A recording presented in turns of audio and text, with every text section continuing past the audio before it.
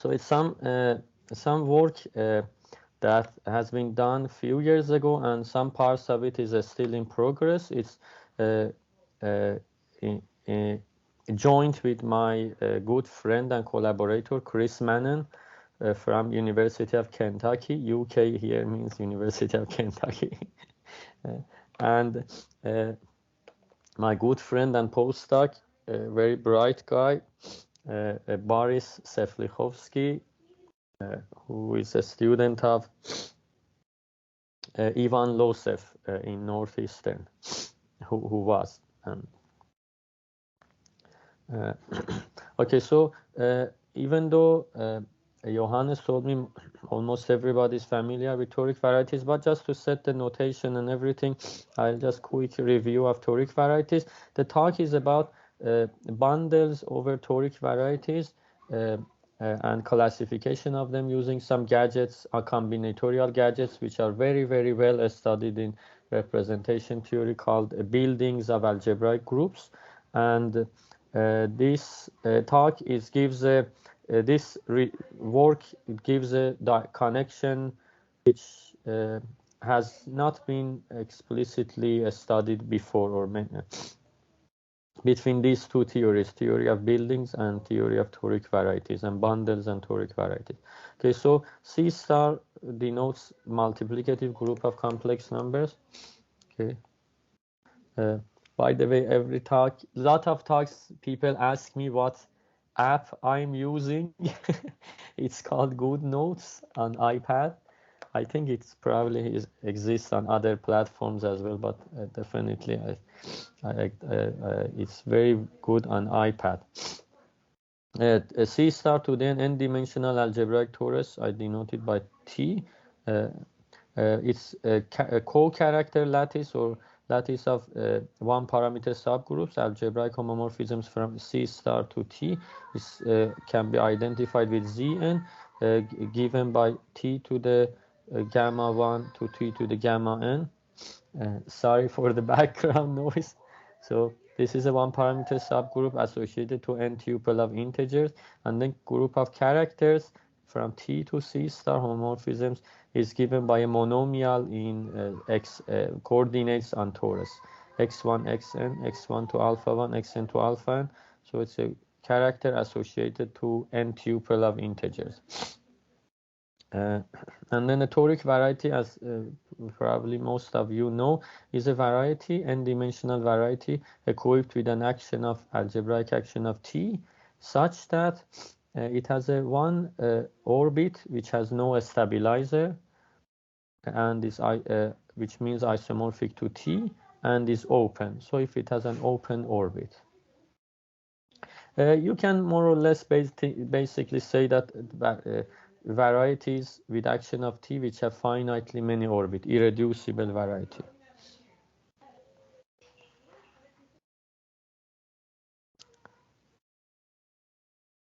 Okay, they generalize affine and projective spaces. One can give a whole lecture about where they come from and everything, because this definition to begin with is not as motivating from the classical algebraic geometry point of view. But just in one sentence, if you have a polynomial or a Laurent polynomial, so negative exponents are allowed, and then projective space, so it defines a hypersurface in C star to the n, and projective, if you have a Laurent polynomial equal to 0, it defines a hypersurface here. Projective space or projective compactification of this may not be the exactly correct compactification as far as a given Laurent polynomial is concerned. You may look at toric variety associated to that Laurent polynomial, or toric variety associated to Newton polytope of that polynomial. So it gives you more, these toric varieties give you more options or more variety of compactifications which may be suitable for just different Laurent polynomials. And these go back to classical works of Askold Chovansky, about Newton polyhedra theory and toric varieties. He was my PhD advisor. Okay, so just fixing some notation. NR is the vector space associated to the lattice of one parameter subgroups or co-characters, and then we are going to just recall or the correspondence between toric varieties and combinatorial objects called fans. So if you have a cone, a convex polyhedral cone, more precisely rational convex polyhedral cone, in fact strictly convex, means that it's generated by some rational vectors, finite number of rational vectors, convex cone generated by finite number of rational vectors, and it's a strictly convex. It means it's convex and it's pointed. It's like this. It does not have any line. It does not contain any full line. So it's not like a book. It's not a strictly convex, but it's pointed cone. So it has a sharp point. And okay, so this is these are the cones one considers, and then a fan is a finite collection of these cones which overlap on their faces. So in other words, if you have a face of one of the elements in one of these cones, that face is also in the fan. So it contains these cones and their faces. An intersection of any two cones in the fan is also inside the fan. Okay, so a quick example is like in the plane, this three cones and all their sides or edges are a fan. But if they overlap more than a face, it's not a fan. Okay. And then the main theorem of toric varieties is that there is a one-to-one correspondence and in fact equivalence of categories between toric varieties you can state it in fixing the dimension or not fixing the dimension between toric varieties and fans in some finite dimensional vector space. And in fact, in this correspondence, just single cones corresponds to affine toric varieties. So the first part of the correspondence, the affine toric varieties corresponds to cones, rational polyhedral strictly convex cones, and the all toric varieties as abstract varieties correspond to fans. And we usually fix for a toric variety x sigma corresponding to a fan sigma, we usually denote for the open affine toric variety associated to some cone inside the fan by u sigma, and then u0 is the open torus orbit in the definition, and we usually fix one point x0 in the open orbit and identify this open orbit with the torus itself.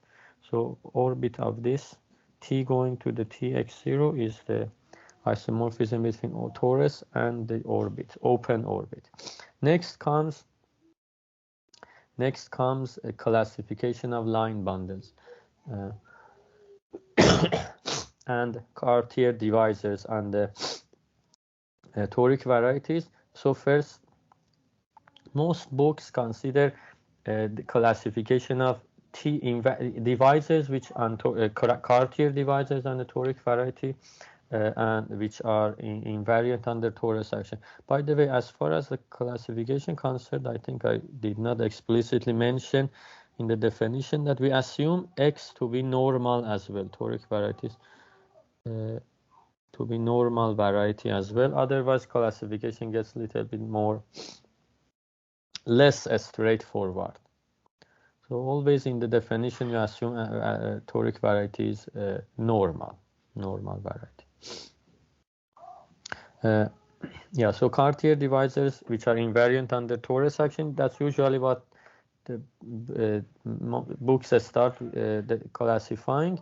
I talk about line bundles which are have a T action or T linearized line bundles. So So you have a line bundle over your variety. X sigma has a T action by definition, and T linearized means you have a lift of action on X sigma to L, such that T acts linearly on fibers. So maps a fiber of L to another fiber linearly. This is just the usual definition from differential geometry or algebraic geometry for a T linearized line bundle. Same definition for T linearized or T vector bundle. Okay, and then the classification is that T line bundles on X sigma are one-to-one correspondence with T invariant Cartier divisors on X sigma. This is just general, but the part about specific about toric varieties is that they are in correspondence with maps which are from the fan to R, with two properties. They are piecewise, so the maps are integral or integer valued, piecewise linear. So what does piecewise linear mean? It means that piecewise linear means that restriction of the map over every sigma is linear.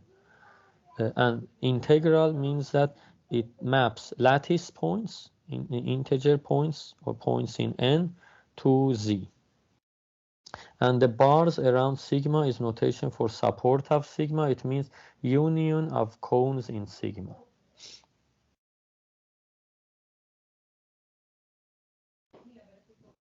Union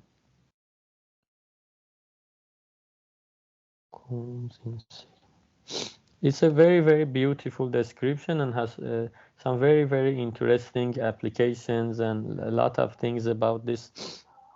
It's one of my favorite theorems, even though it's not that difficult to prove.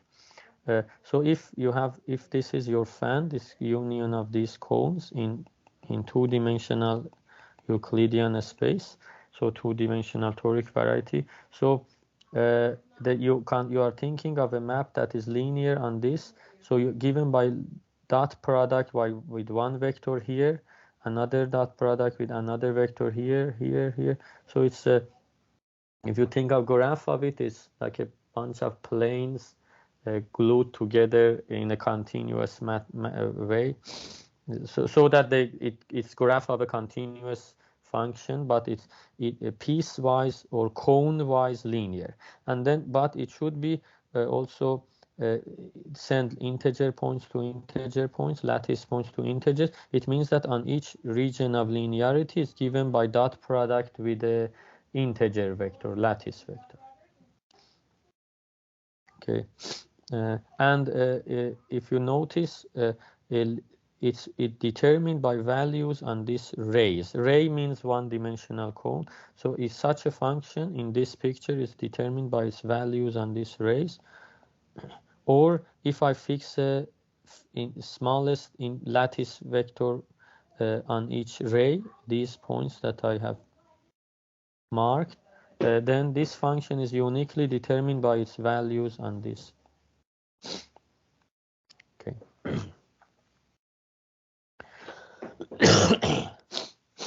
Sorry. In fact, if you have a ray, which means a one-dimensional cone inside the fan, and then if V rho is the smallest lattice point along this ray, the function phi, which is piecewise linear, integral piecewise linear, is determined by its values on these V rows, as I showed in the previous slide. And in fact, this is how you can find this function associated to a Cartier divisor. So each ray in the fan gives us a one prime divisor, invariant prime divisor in the toric variety, living at infinity. And then if the coefficient of that prime divisor is a rho in a given Cartier divisor D, that is the corresponding function. So to each invariant Weyl divisor, you associate a bunch of numbers, a rows, according to this rule or the coefficients of the divisor. The the fact that if D is a Cartier divisor, so if it's locally principal, would translate to the fact that phi is linear on each cone of the fan. So locally principal translate that these A rows come from linear functions on each row. Okay, I skipped the details. This is not a course on toric varieties, but I hope just gave you some review of toric varieties. Okay, so now comes toric vector bundles, which are less familiar, not many times studied or stated in courses on toric varieties. By the way, please interrupt me if there is any question or anything, or if I say something you think is wrong, or whatever complaint you have, or if the talk is getting too boring. So toric vector bundles, as we said, you have a vector bundle on X sigma, algebraic, with a lift of action of linear action of T. This is we call it a equivariant toric vector bundle on X sigma, or simply a toric vector bundle. First example is a tangent bundle of a toric variety, or all the associated bundles, cotangent bundle, or the bundle of one forms, two forms, blah blah. And Klyachko gave a very nice classification in terms of combinatorial data or algebraic, linear algebraic data, which I'm going to quickly explain. But also, in fact, historically, Kaneyama gave a first classification soon after toric varieties were introduced in the 70s.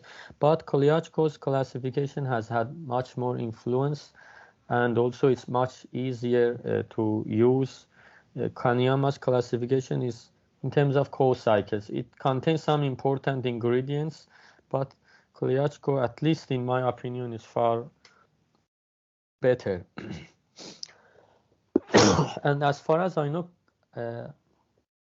I heard that Klyachko was motivated to classify toric vector bundles by his working on Horn's conjecture in representation theory. Famously, he solved Horn's conjecture, and at some point he has to, for his proof, he had to classify or understand vector bundles on projective space P2, I think, and then his machinery, actually he developed a machinery to classify all vector bundles. And one of the important results of Klyachko is understanding, using his machinery or classification to understand a splitting of, or equivariant, a splitting of vector bundles on the toric varieties and in a specific projective spaces. So that's one of the outcomes of his classification, combinatorial classification. Anyhow, so how does the classification look like? So just in analogy with line bundles, so for line bundles, for rays in the fan, you associate a number, and then these numbers are not arbitrary. They at each cone they have to come from a linear functions. So these numbers are the ones associated to the primitive vector or shortest lattice vectors on rays. Okay, so data of a line bundle is a bunch of numbers associated to rays which have some compatibility, which means they come for each cone, they come from a linear function. Similarly, he associates, instead of a number to each ray, he associates a filtration by vector subspaces.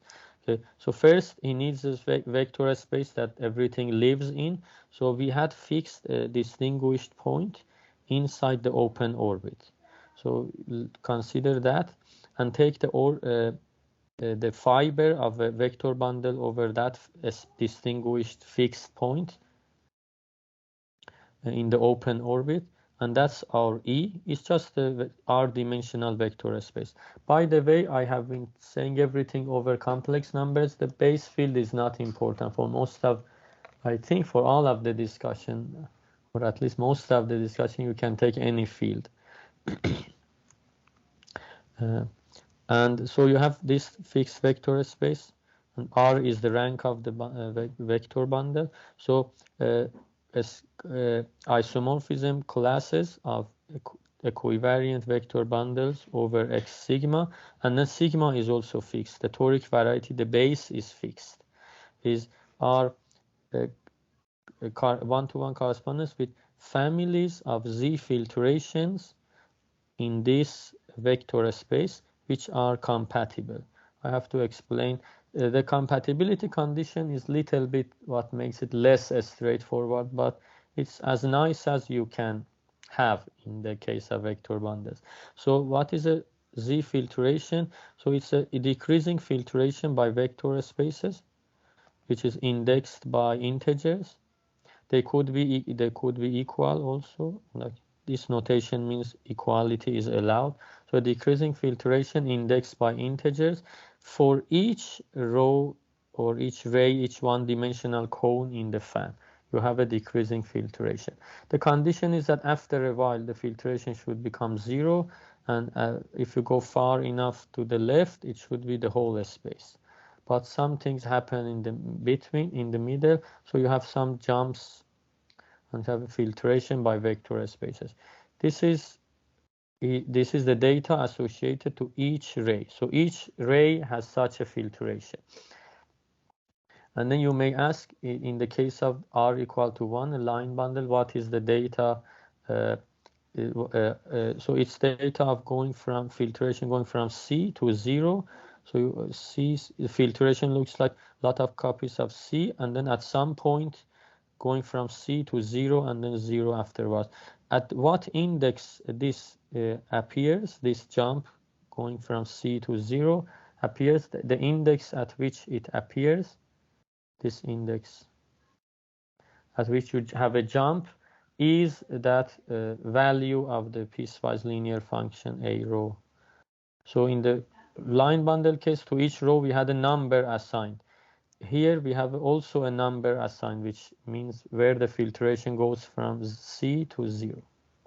In higher dimension or higher rank, you have a filtration by vector spaces and not just one number.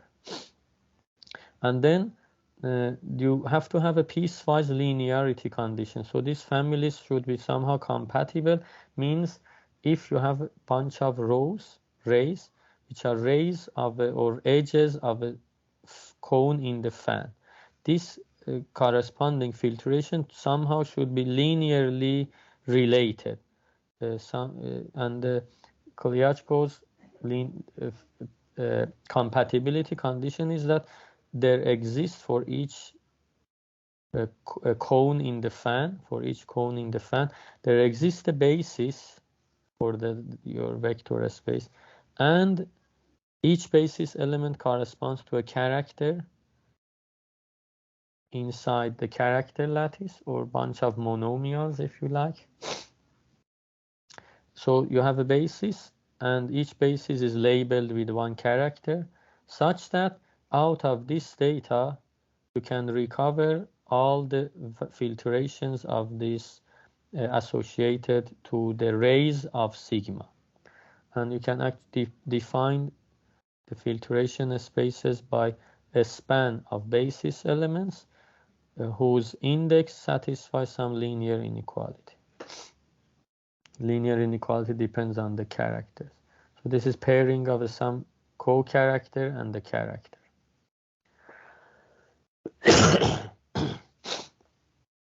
So in particular, all the subspaces appearing in the filtrations of these rays are spanned by subsets of these basis elements.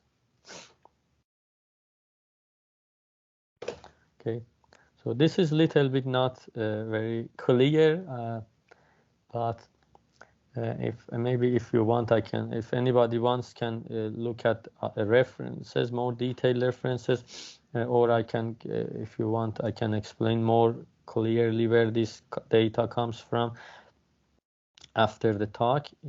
But the key observation, and that's where everything starts. Yes, the classification and everything starts.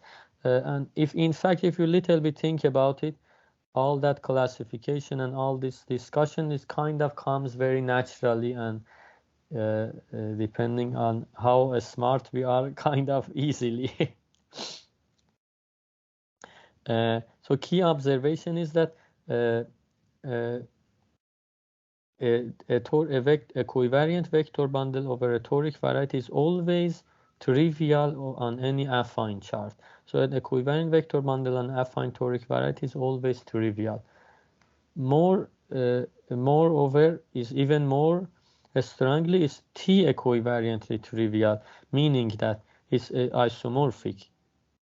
A toric variety or vector bundle over a toric affine toric variety is trivial, so it's isomorphic to a affine toric variety cross the vector space, but action of T on E, moreover equivariantly trivial means action of T comes from action of T on E by linear action of T on E. So not only this is isomorphic, but equivariantly isomorphic, where T acts on E, the vector space, linearly. So it's T equivalently trivial.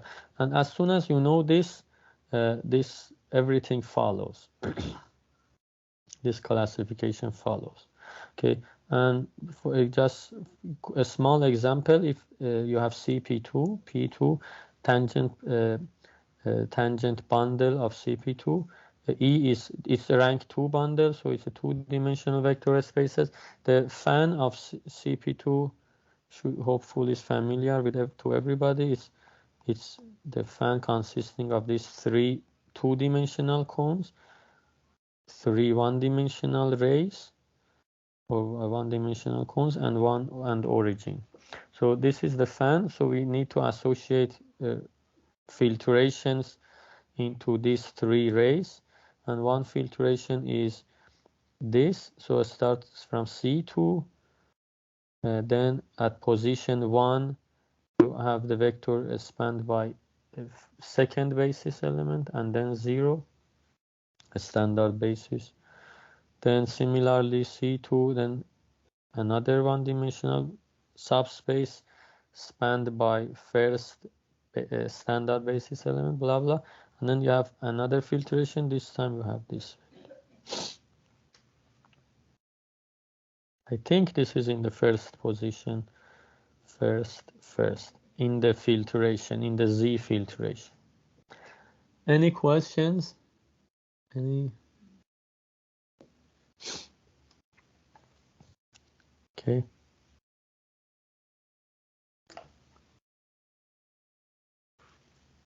So the take is that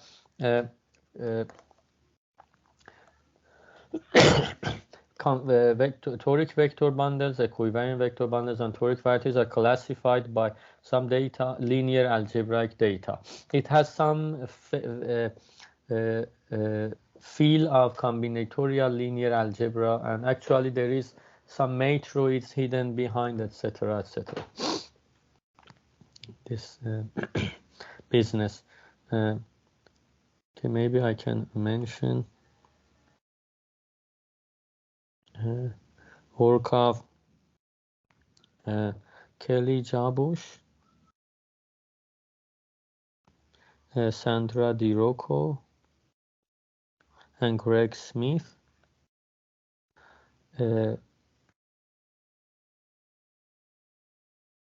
Called as Parliament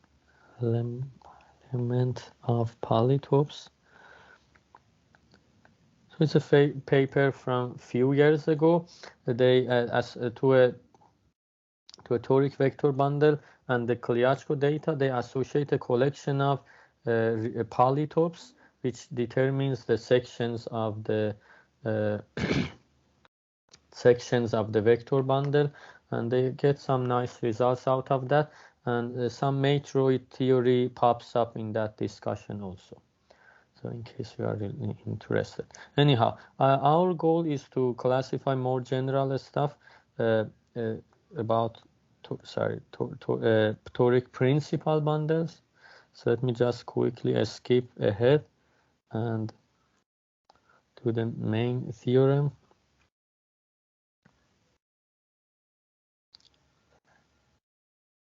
Sorry for scrolling too fast. Okay, just want to say what we would be trying to classify. So instead of a toric vector bundle, we will be interested to classify equivariant or toric principal bundles and a toric variety. And turns out that naturally the buildings of algebraic groups are just hidden in this question. So if G is a reductive algebraic group, we can take GLN a symplectic group, orthogonal group, or so on. Okay, over C as usual, but any algebraically closed field works, and then X sigma toric variety. So a principal G bundle, of course, is as usual is a fiber bundle whose fibers are isomorphic to G. But the toric principal bundle means that it has the principal G bundle has a T action, and the T action commutes with the G action. Okay, so you have a lift of G action to P, and lift of T action to P, and the T action and the G action commute.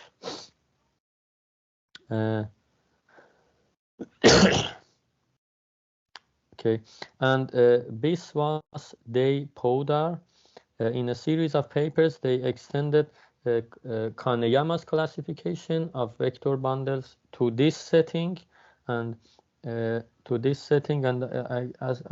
I'm not mistaken, this definition also goes back to them, the toric principal bundles. But their classification is in the Kaneyama style, and it contains some co-cycles.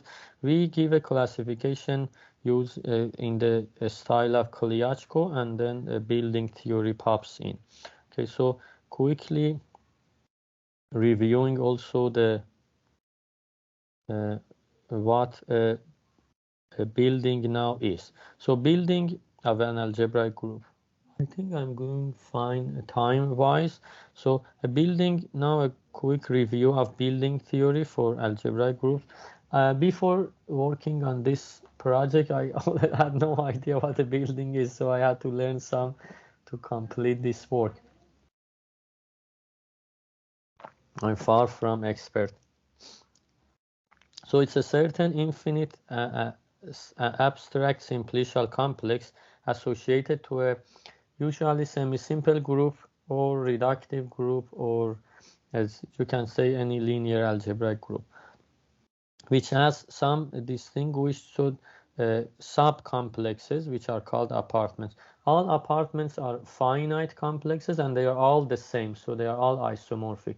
So you have basically the complex as simplicial complex associated to the picture or while chambers of your group, which is called Coxeter complex. So the while chambers form a complex, it's called Coxeter complex, and then you have infinitely many copies of that for each maximal torus, but they are glued along some sub-simplices, and then that's what a building is. That's all there is to the building. But Tits, who started this theory, could formalize this and realize that this abstract object, which can be formalized with a list of axioms, with a short list of axioms, is actually what classifies simple algebraic groups. So something about that. And also the good thing is that it's not just for algebraically closed field, it works for classification of algebraic groups or simple algebraic groups over any field. Okay, so A good reference to give a big picture is G's, buildings and their applications in geometry and topology. So action of the thing is that action of G on itself by conjugation gives an action of G on this infinite simplicial complex, which sends each apartment to any other apartment, so transitively. So you have a transitive action of G on the building, and that action is very important from lots of points of view, geometry, group theory, blah blah blah. Anyhow, but what is more specifically, what's the building or Tits building or a spherical building associated to a linear algebraic group? You can think G is a reductive group or semi-simple group, if you like. I denote it by delta G. So simplices in that abstract simplicial complex correspond to parabolic subgroups. Maximal parabolic subgroups correspond to vertices. And one simplex is included in the other one if the parabolic subgroups have the inclusion in reverse order. Okay, so maximal simplices are Borel subgroups. Apartments with these distinguished subcomplexes corresponds to maximal tori. And because T I'm using for torus of toric variety, for maximal torus I use H. So maximal torus of G, apartment of G or the subcomplex is Coxeter complex of this G and maximal torus means all the Weil chambers and their faces.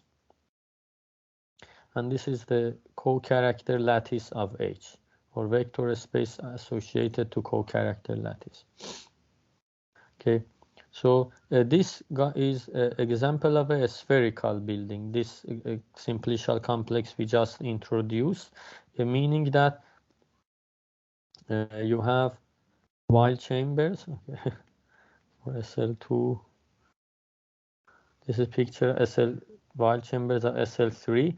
So to have actually a simplex geometrically, we intersect all the Weil chambers with unit sphere, and then you get decomposition or unit circle. You get decomposition or subdivision of unit circle into line segments. Okay, so if you have Weil chambers and then intersected with the unit sphere, you get a triangulation of a sphere, unitary sphere, and that's triangulation regarded as a simplicial complex is the apartment of that maximal torus. But one parabolic, and then each, as you know, each face of a Weil chamber corresponds to a parabolic subgroup that contains the maximal torus, and one parabolic subgroup may contain several maximal tori. This means that different triangulation overlap on that face. Okay, so depending on what a given parabolic subgroup lies in which contains which maximal tori, we glue these different spheres along those simplices. So it's an infinite union of simplices glued together. Okay, so BG, which B I use for building, is infinite union of spheres corresponding to maximal tori glued along simplices which represent parabolic subgroups. And if instead of going to a sphere, we just stick with the Weil chambers, so I call this cone over Tits building. So each maximal tori in the usual theory corresponds to a sphere. If we take cone over this, each maximal tori corresponds to just a Euclidean space. Cone over a sphere, it's just a Euclidean space. Okay, or it's just the vector space of co-character lattice. Okay, so then the cone over the Tits building is the union of r-dimensional vector spaces glued along Weil chambers. So this is the picture of SL3. Each full dimensional cone represents a Borel subgroup containing your maximal torus, etc., etc. Then SL4, This is, I've stole it somewhere on the internet, but this is not a straight line. This is like, I think, a part of a circle. Okay, something like that. This triangulation is a dual to permutahedron.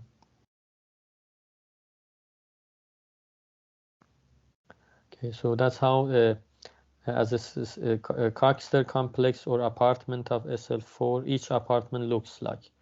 And the cone over it is just all the Weyl chambers or cones over these triangles. Okay, so there is a combinatorial description of Tits building of SLR or GLR, which is very nice. I just quickly explain it. Simplices or parabolic subgroups correspond to flags of subspaces. In CRR is GLR. E is the CRR dimensional vector space. So they corresponds to flags. Each parabolic is the stabilizer of a flag, which is represented by a block diagonal matrix. Borel subgroups, maximal simplices are complete flags. Vertices, the smallest simplices, are subspaces. Apartments corresponds to bases, vector space bases for C to the R, up to a scaling. If you scale, multiply by a scalar's basis elements, it represents same apartment, and so on. And the flag is adapted to an apartment or a basis if, or lies, this guy lies in apartment if all the subspaces are spanned by the basis elements. If you take basis elements and then expand a flag using them, it says this flag belongs to that apartment. So that's the description. Not very nice description of Tits building of general linear group. It's just linear algebra. It's about, given a flag, given a subspaces, how many bases it has. That's what it encodes. Okay, and for the purposes of time, I skip this, but maybe say one few points. One key part of the for us was realizing that this Tits building in terms of one parameter subgroups of G.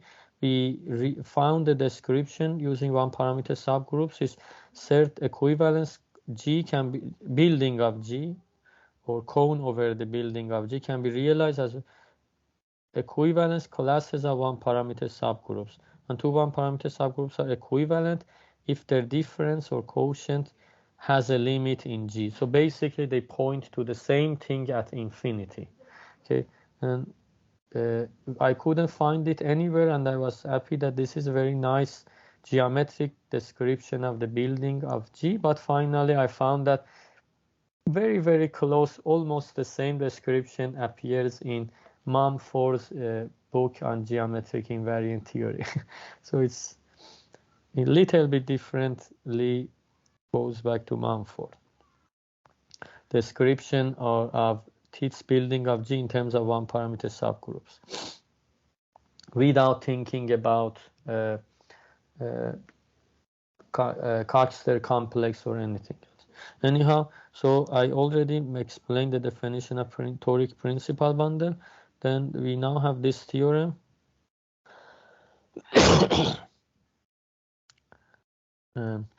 Which took us a few years to polish during the COVID time. It says that toric principal bundles, G bundles on X sigma exactly corresponds to piecewise linear maps from the fan of toric variety to the cone over the Tits building. So, but what does a piecewise linear map mean from a fan to a building? This is as straightforward as definition as you expect. This is infinite union of vector spaces. This is a bunch of cones. So the condition is that for each cone in the fan, the restriction of your map to this cone is a linear map from this cone to one of these vector spaces. So to each apartment or cone over apartment is a vector space, a real vector space. You want each sigma to be mapped to one of the apartments linearly. That's all. And you want it also, as always in the toric geometry, you want the linear map to be integral. So it should map lattice points to lattice points. So that's a general definition of a piecewise linear map from a fan to a building, or more precisely cone over the building, which is infinite union of vector space. So we have this guys corresponds to equivalence or isomorphism classes of toric principal bundles, extends to equivalence of categories as well. And it immediately, because classification, because one knows or has very nice linear algebraic descriptions of building of, say, symplectic group or orthogonal group, then this immediately gives classification of symplectic or orthogonal bundles on toric varieties. There's a lot of things automatically, just this theorem can spit out from a building theory. For example, it automatically implies that every bundle over P1, every toric bundle over P1, G bundle is is trivial, or splits.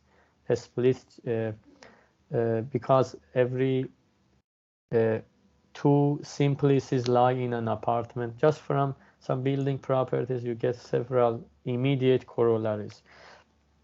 It's a work in progress, which should be it's not difficult, but I just don't have time to get a lot of results about automorphism group of bundles, stability, and splitting, and that stuff. Anyhow, very nice question, Leonid, my good friend Leonid Manin from Max Planck asked, is that this theorem says that piecewise linear maps to the building classify principal bundles and toric varieties. A natural question which Leonid Manin is asking is that, so this means that this is some kind of a principle, classifying a space, because maps to this guy, piecewise linear maps to this guy, exactly classify bundles. Leonid is asking, can we see the building of G, which is of central importance in representation theory and combinatorial representation theory? Can one interpret it as therapicalization of usual classifying a space of G? So that's an interesting question. I yet don't know the answer. And I have just 2 minutes, I guess. I just mentioned that these results extend to toric varieties over discrete valued discrete valued fields, or discrete valuation rings, DVRs. Toric varieties over DVRs, which also sometimes called toric schemes over DVRs, are of interest in arithmetic geometry and some other, or also tropical geometry, where they study these valued fields. And it's natural, as far as I know, there is no classification of vector bundles over toric schemes, and a lot of work has been done in regard to non-Archimedean geometry of toric varieties, etc. But the piece of vector bundle, classification of vector bundles, as far as I know, is missing. So this approach also immediately gives a classification of vector bundles, because already people in the business of buildings have developed the buildings associated to algebraic groups over DVRs. And if one applies that to the building of GLR, it's called building Bruhat-Tits building, or affine building, for reductive group over a DVR. If you apply this machinery to that, you get immediately. I'll skip the details. So this is a work that is almost finished, not yet on archive. You get toric vector bundles and toric schemes over a DVR correspond to piecewise affine maps instead of linear maps from some polyhedral complex, which determines this guy, to affine building of general linear group. So there is an affine version or version of this over DVRs. Okay, I think that's all I wanted to say for today.